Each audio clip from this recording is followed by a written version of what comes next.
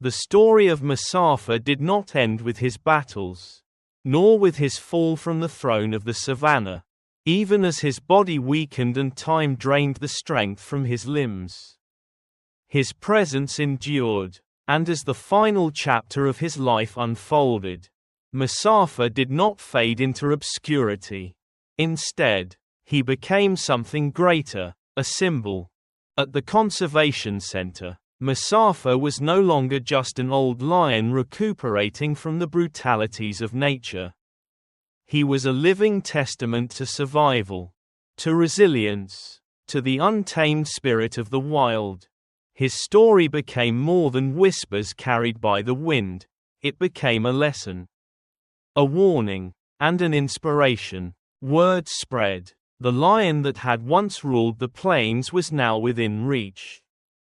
And people came from everywhere to see him. Tourists who had once roamed Kruger in search of the great predators now arrived with a different purpose. They gathered around his enclosure, some expecting to see a beast still filled with the fury of his past.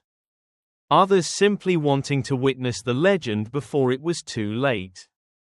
But what they found was something else entirely. Musafa no longer moved with the silent menace of a hunter. His steps were slow, his muscles stiff with age. But his posture remained regal. His mane, though thinned and streaked with gray, still framed his massive head like a faded crown. His golden eyes, though dulled by time, still held the weight of 1,000 battles. And then, there was his roar. It was not the earth-shaking sound it had once been. It did not carry across the plains, warning challengers to stay away. It was softer now, raspier, as though each breath required more effort than the last. But it was still Musafa's roar. And when he lifted his head and let out that final sound of defiance, of pride, of remembrance, it silenced those who heard it. It was a voice that carried stories. A voice that spoke of a lion who had once ruled the wild with unmatched strength. A voice that whispered of victories and defeats, of loneliness and survival, of a life that had been lived to its fullest. For the conservationists, Musafa was more than just a legend. He was proof of the raw brutality of the wild, of the inevitability of change, and of the responsibility humans had toward the creatures they shared the world with. His life had been defined by power, but his legacy would be one of awareness. His presence inspired campaigns for the protection of lions across Africa. His story was told to children learning about the fragile balance of nature, about the way even the mightiest could fall if they were not protected. Schools brought students to see him, to understand that behind every lion's roar was a fight for survival. That for every Musafa who had ruled, there were many who never had the chance. And yet, for all the admiration he received, Musafa remained as he always had been, solitary. He did not seek attention. He did not acknowledge the crowds that came to see him. He spent his days resting beneath the shade, his body weary, his mind lost in memories of the land he had once ruled. But when the sun began to dip below the horizon, when the wind carried the scents of the savannah he had once walked, Musafa would rise, and he would roar. It was weaker now, a whisper of what it had been. But in that sound was something greater than power. It was the voice of a lion who had lived through everything, glory and loss, triumph and struggle. It was the sound of a king who had ruled and fallen, but never broken. Sifo was always there to listen. The ranger never stopped visiting, never stopped watching over the lion he had once feared, then respected, and finally cared for. He spoke to Musafa as he always had, even when he knew the old lion did not understand. "You did well," Sifo would say, watching as the lion lay beneath the darkening sky. You did more than most. There was no response. But Sifo didn't need one. He had learned that words were not always necessary. Sometimes, presence alone was enough. And then, one evening, as the sun cast its last golden light over Kruger, Musafa did not rise. Sifo knew before he even stepped closer. The great lion lay motionless beneath his favorite tree. His body still, his breath finally quiet. Musafa had gone where all kings eventually go. But his story did not end. They buried him not far from where he had once ruled. In the land that had shaped him. In the soil that had carried his paw prints for so many years. And above his resting place, a simple plaque was placed. Musafa, the uncrowned king of Kruger. A legend never forgotten. His name would live on, spoken in stories told beneath the stars. His image, now etched into history, would remind all who came after him that even the mightiest must bow to time. But strength was not only in power, it was in endurance. In resilience. In the ability to fight until the very end. Musafa had been a king without a crown. And yet, he had become something far greater.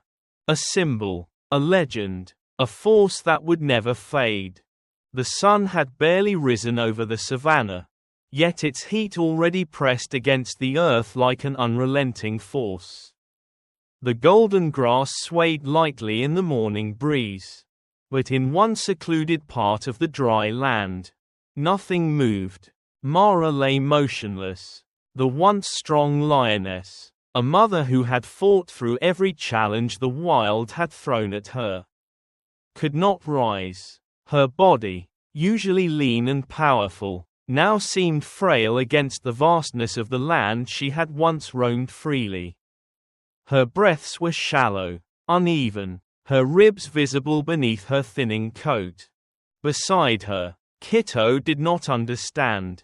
The cub, still so young, still full of life, nudged his mother with his small head, letting out soft, confused whimpers. His round eyes, filled with innocence, searched for a response, for reassurance that everything was fine. But Mara did not answer. She did not lift her head, did not respond to his calls. Kito let out another cry, higher pitched this time, his small body pressing close against hers. He did not understand why she would not move, why she would not comfort him. The sun climbed higher, and the danger grew. Mara's body was already dehydrated, her strength sapped from days of struggling. Now, beneath the brutal morning sun, her condition worsened. Her dry, cracked nose barely twitched, her tongue too heavy to lick away the dust that clung to her lips. If help did not come soon, she would not last the day. But no one knew where she was. Fabo had been watching the mother and cub for weeks now. As a ranger in Kruger National Park, he had learned the patterns of the wild, the routines of its creatures. Mara and Kito were always there, always seen at the watering hole in the early morning. Yet, today, the landscape was missing them. Fabo's instincts stirred with unease. He waited a little longer, hoping they would emerge from the grasslands. But as the hours passed, the feeling in his gut grew heavier. Something was wrong. He called over his colleagues, the urgency in his voice making them straighten with attention. They didn't come to drink, he said, scanning the horizon. Something's happened. Without hesitation, the team split up, spreading across the plains to search. Fabo moved quickly, his experienced eyes sweeping over the terrain, looking for any sign, any footprint, any broken blade of grass. that could lead him to the missing lioness and her cub. And then, he saw it. Faint prints, smaller than they should have been, dragging lightly against the hard-packed earth. They weren't the confident strides of a healthy lioness. They were slow, uneven, weak. Thabo's heart clenched. He followed them, his pace increasing, the scorching heat forgotten in his rush. The footprints led him further away from the usual paths, into the dry, open expanse where shade was scarce, where danger lurked in the unforgiving sun. Then he saw them, and his breath caught in his throat. Mara lay still, her body half curled as if trying to shield herself from the relentless heat. Kitto pressed against her side, his small tail flicking anxiously. His little face lifted when he saw Thabo, his ears twitching in confusion. But his eyes held something deeper, a silent plea. Thabo approached cautiously, his voice low and soothing. Mara, no response. Kitto let out another tiny cry, one of exhaustion and worry, pressing his nose against his mother's fur. Thabo knelt beside them, his fingers lightly touching Mara's side. She was warm, too warm. Her breathing, though faint, was still there, barely. He turned to his radio. I found them. She's alive, but she's in bad shape. Bring the supplies. Now. The response was immediate. We're on our way. Thabo wasted no time. He reached for his pack, pulling out a syringe filled with a stimulant. His hands were steady as he found a vein in Mara's limp leg. He injected the medicine carefully, knowing it was her best chance of waking up. He then turned to Kitto. The cub's hunger was clear in the way he weakly pawed at his mother, searching for milk that would not come. Thabo pulled out a bottle of formula. He had brought it just in case. Now, it was more than just a precaution, it was Kitto's lifeline. The cub hesitated at first, his small body still clinging to his mother, but instinct won over fear. He latched onto the rubber nipple, drinking desperately, his tiny body trembling from exhaustion. Thabo let out a breath, one step at a time. Minutes passed. The team arrived, their faces grim as they took in the scene. They worked quickly, setting up shade, cooling Mara's body with damp cloths. Every few moments, someone would glance at her, waiting, hoping for movement. Time stretched endlessly. Then, a flicker. Mara's ear twitched. A slow, shallow breath turned into something deeper. Then, with a soft groan, her head moved. Her eyes, hazy and unfocused, barely opened. Kitto, still latched onto the bottle, immediately let go. He scrambled toward her, nudging her face with his tiny nose, letting out an excited chirp. Mara did not respond immediately. But then, weakly, she licked his head. A murmur of relief spread through the team. Thabo let out a slow breath, running a hand over his face. She still got some fight in her, one of the rangers whispered. But they all knew, this was only the beginning. Mara was not safe yet. She would need time, food, water. She would need strength to survive. But for now, she was still breathing. And in the savannah, sometimes, that was enough. For now, the mother and cub had another chance. The team stayed close, watching over them as the sun began its slow descent, painting the sky in hues of orange and gold. They did not know what the coming days would bring. But for now, they had done what they could. Now, all that was left was to wait. The savannah held its breath. Mara lay still, her body barely moving, her breathing shallow but steady. The heat of the day pressed down on the land. And for a long time, nothing changed. The rescue team stood in a quiet circle, their eyes flicking between each other, waiting for any sign, any movement. Then, a flicker, a twitch in Mara's paw, a slow shift in her ribs as her breath deepened. Then, after what felt like an eternity, she stirred.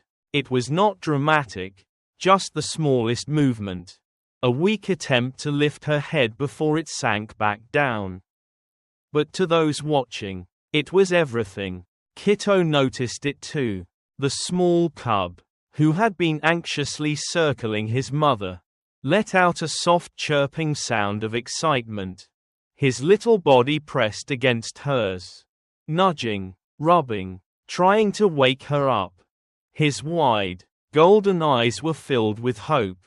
"Mama," Mara's ear twitched. A soft sound rumbled in her throat, not quite a growl, not quite a purr, a whisper of life returning. The stimulant had begun to work. Fabo exhaled, a slow breath he hadn't realized he'd been holding. He glanced at his team, and they exchanged quiet nods. It was working, but it would be a long road ahead. Mara's eyelids fluttered, her breathing becoming more rhythmic. Her body, though still weak, responded to the medicine, to the hydration they had given her. Slowly, sluggishly, she opened her eyes. She blinked, unfocused, her gaze dull, but then, her nose twitched. A scent, familiar, warm, and undeniably tempting. Meat. A few feet away, Fabo had laid fresh cuts of antelope, knowing that if Mara woke, she would need strength. And now, her instincts were stirring. She tried to move, but her legs trembled beneath her. She let out a quiet, frustrated breath, closing her eyes again. Kitto whined, still pressing his head against her, as if his tiny presence alone could give her the strength she needed. Mara tried again. This time, she managed to shift, just slightly. It wasn't much, but it was enough. Her paw dragged against the dirt. Her head lifted just an inch higher. She was not ready to stand, but she was trying. Fabo watched silently, resisting the urge to step in. His training told him to let nature take its course. She was responding, and that was enough. His instincts, however, wanted to help, to steady her, to guide her toward the food. But he knew better. Mara had survived this long because of her own strength. If she was to recover, it would have to be on her own terms. And so, he waited. It took several tries. Mara's muscles trembled with the effort, but her determination was stronger than her exhaustion. Finally, after what felt like forever, she managed to pull herself forward. It was not graceful, it was not fast, but it was movement. Inch by inch, she dragged herself toward the meat. Kitto followed closely, his tail flicking with excitement. He did not yet understand the gravity of the moment, only that his mother was awake, that she was moving, that she was still here. Mara reached the meat and paused, breathing heavily. For a moment, she did nothing, just looked at it. Then, she lowered her head and took the first bite. The team remained still. They had seen injured animals before, some who had fought through impossible odds, others who had given up. And they all knew what this meant. Mara had chosen to fight.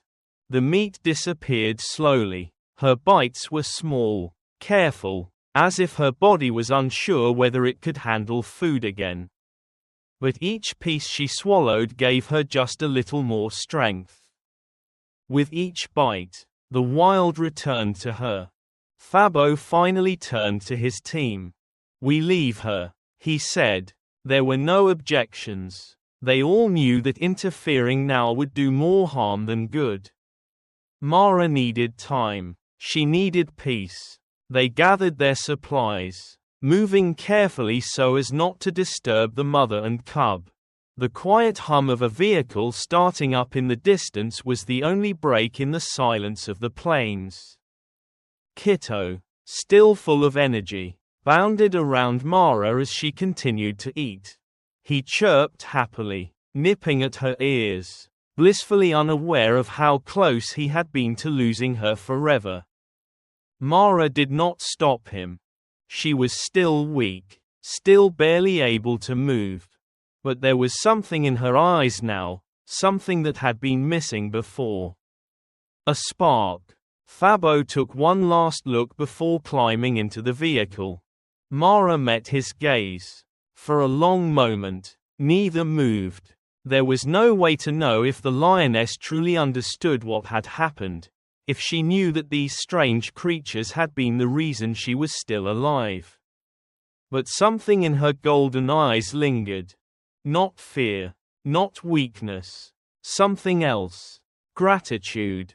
And then the vehicle rumbled to life, rolling slowly away from the scene, leaving Mara and Kitto alone once more. As they drove, Fabo exhaled, allowing the weight of the moment to settle over him. She had survived, but the wild was still unforgiving. Mara's fight was not over, and neither was Kitto's. Yet, as the horizon stretched before them, as the sun cast its golden light over the plains, Fabo could not help but feel that, for now, they had done their part. For now, the mother and cub had another chance. And sometimes, in the heart of the savannah, that was all that mattered. The savannah stretched endlessly before him, bathed in the warm glow of the rising sun. The dry grass swayed gently in the morning breeze, whispering secrets of survival, of struggle, of life. Fabo moved carefully, his boots barely making a sound on the hardened earth. He had been making this journey every morning for 10 days now, carrying fresh meat wrapped in cloth. His steps light, his presence undetected. Mara did not know he was there. And that was the way it had to be. The first few days had been the hardest. When Fabo had left her and Kitto alone, he had not been sure what he would find when he returned. Would she still be breathing? Would she have the strength to stand? But each morning, as he approached their secluded spot, he found her, alive, recovering, growing stronger. At first, she had been hesitant, her body still weak, her movements sluggish. She ate the meat he left behind, but cautiously, slowly, as though still unsure whether her body could handle it. But by the 4th day, Fabo had noticed the difference. Her ribs, once painfully visible beneath her golden coat, were now less pronounced. Her fur, rough and unkempt, had begun to regain its sheen. She was still thin, still not the powerful lioness she had once been. But she was healing. And Kitto was thriving. The cub had gained energy, bounding around Mara with increasing confidence. Fabo often spotted him pouncing at insects, clumsily swatting at them with oversized paws, his instincts pushing him toward the first lessons of hunting. He had even seen Kitto attempt to stalk a lizard, his little body low to the ground, tail flicking with anticipation, though the lizard had escaped with ease. Still, it was a start. Mara, too, had begun to move more. She was no longer confined to one spot, no longer simply surviving. She stretched more often, rolled onto her back in the warm sun, licked Kitto's fur with gentle affection. She was becoming herself again. And then, on the 11th day, Fabo saw it, the moment he had been waiting for. It started with a shift in Mara's posture. She was standing, her ears pricked forward, her body suddenly alert. Fabo had seen her like this before. Back when she was strong. Back when she was still a dominant hunter. But this time, there was something different. She was watching something. Fabo followed her gaze, his own breath slowing as he saw what had caught her attention. A small antelope, no more than a year old, had wandered too far from its herd. It grazed a short distance away, oblivious to the lioness hidden in the grass. Fabo did not move. This was the moment. Mara's body tensed, her muscles coiling beneath her healing frame. She moved forward slowly, her paws silent on the earth, each step precise. Kito, sensing his mother's shift in focus, fell still. His round eyes watched intently. His small body crouched low as if mimicking her stance. Mara moved with grace, with experience. She was still thin, still regaining her strength, but the instincts had never left her. Step by step, she closed the distance. The antelope lifted its head, ears flicking, sensing something, but by then, it was too late. Mara exploded forward. It was not as fast as she had once been, not as fluid, but it was enough. The antelope tried to flee, its hooves kicking up dust. But Mara was upon it in seconds. Her claws sank into its back, her teeth finding its throat in a practiced motion. And then, silence. Mara stood over her kill, her chest heaving, her body trembling slightly from the effort. She had done it. Fabo felt his heart pound. He had seen countless hunts before, had watched the great predators of Kruger claim their meals time and time again. But this was different. This was Mara proving that she did not need him anymore. She bent down, biting into the fresh meat. Her body no longer hesitant, no longer weak. Kito, still young and unsure, crept forward, sniffing at the carcass before his mother nudged him gently, encouraging him to eat. And then, she did something Fabo had not expected. She lifted her head, blood staining her muzzle, and let out a low, deep growl. It was not a warning. It was a declaration. She was back. Fabo exhaled, a slow smile tugging at the corners of his mouth. He did not need to reproach. He did not need to leave food anymore. Mara had taken back what was hers, her strength, her independence, her place in the wild. She did not look in his direction, but for the first time in 11 days, he felt like she knew he was there. She did not need him anymore. And that was exactly what he had hoped for. Fabo turned and walked away, leaving Mara and Kito to their meal, to their world, to their future. As he climbed back into the vehicle, he took one last glance in the rearview mirror. Mara stood tall over her kill, Kito beside her, licking at the meat with eager bites. She was no longer a lioness struggling to survive. She was a huntress once more. And in that moment, under the golden light of the setting sun, Fabo knew he would never need to check on him again. Mara had found her way back. The sun hung low over the vast savanna, casting long shadows across the golden grasslands of Pilanesberg. The land, once silent in Mara's weakest days, now thrived with the sounds of life. Birds calling, insects humming, and the occasional distant roar of a lion claiming its territory. Mara and Kito had become part of this rhythm once more. Every time Fabo went on patrol, he found himself instinctively searching for them.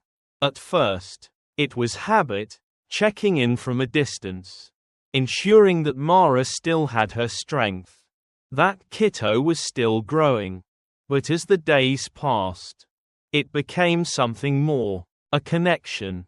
He never approached them directly. That was not his place.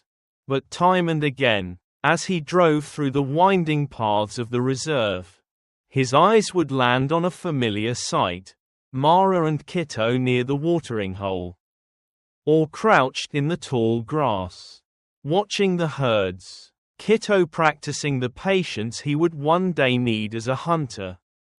But the most remarkable thing was how Mara had changed. She was no longer the fearful, struggling lioness who had once collapsed under the weight of exhaustion.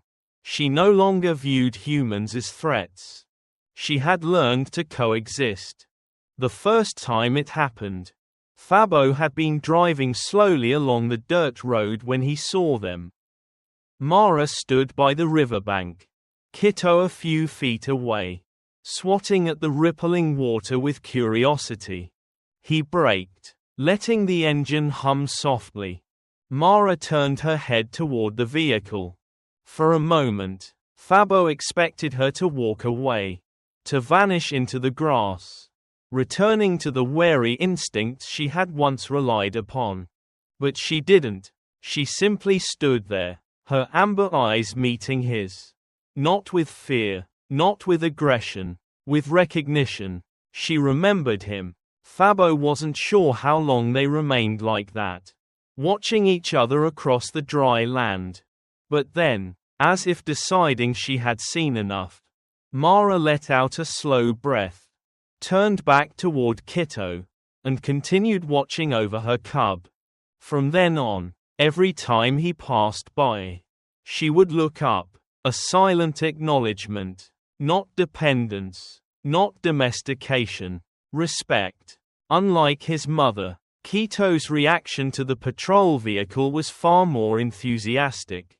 The young cub, full of boundless energy and still naive to the world, had grown used to the sight of the big metal machine rolling through the land. Unlike the other lions who kept their distance, Kitto was fascinated. The first time it happened, Fabo had parked further away, watching from a respectful distance. But Kitto, still young enough to let his curiosity outweigh his instincts, had other ideas. With small, unsteady steps, he trotted toward the truck. Fabo sat still, knowing better than to react. Kitto slowed as he neared the vehicle, his head tilting, his tiny tail flicking with excitement. He let out a small chirping sound, one of the soft calls young cubs made when searching for reassurance. Mara, though keeping her distance, did not stop him. Kitto sniffed the air, wide-eyed, trying to make sense of this strange creature that smelled of dust and metal. Then, just as suddenly as he had approached, he turned and sprinted back to his mother, throwing himself against her with playful abandon. Fabo laughed under his breath. From then on, Kitto would always pause when the patrol vehicle passed. He never came as close again, but he would watch, his ears perked, as if waiting to see if his human observer would stop to watch him too. And Fabo always did. It wasn't long before the story of Mara and Kitto spread beyond the rangers who had witnessed it firsthand. Tourists who visited Pilanesberg learned about the lioness who had nearly lost everything and the ranger who had given her a second chance. Conservationists spoke of the delicate balance between human intervention and nature's ability to heal itself. Mara and Kitto became symbols, not just of survival, but of coexistence. For years, humans had encroached upon the wild, taking more than they gave, believing themselves to be the rulers of a land they did not truly own. But the relationship did not have to be one of destruction. Fabo understood that now more than ever. If humans could respect nature, if they could learn to let it breathe, to help only when necessary and step back when the time was right, then life would always find a way. Mara had not survived because humans saved her. She had survived because she had been given the chance to reclaim her strength. And now, she was living proof of what was possible when nature and humankind found a way to respect one another. One evening, just as the sun began to set in streaks of orange and violet, Fabo drove his usual route through the reserve. As always, his eyes scanned the landscape for familiar shapes. But this time, something was different. Near the horizon, moving through the tall grass, he saw them, Mara and Kitto, but they were not near the watering hole. They were not hunting along the familiar trails. They were walking away. Mara led the way, her stride purposeful, her head high. She no longer moved with hesitation or weariness. She was strong again, and behind her, Kitto followed, his steps lighter, still filled with the energy of youth. He no longer looked like the fragile cub who had once cried beside his mother's motionless body. He had grown. Together, they moved toward the open land beyond the hills. Toward a new territory. Toward a future that did not include him. Fabo slowed the vehicle. He did not call out. Did not try to follow. He simply watched. Mara did not look back. She did not need to. She had come full circle. Returning to the wild. To the life she was always meant to have. And as Fabo sat there, watching them disappear into the vastness of the land, a slow smile crossed his face. He had done the right thing. And that was enough. Thank you for watching the video. If you enjoyed it, please comment 1. And if you didn't, just hit like. See you in the next videos.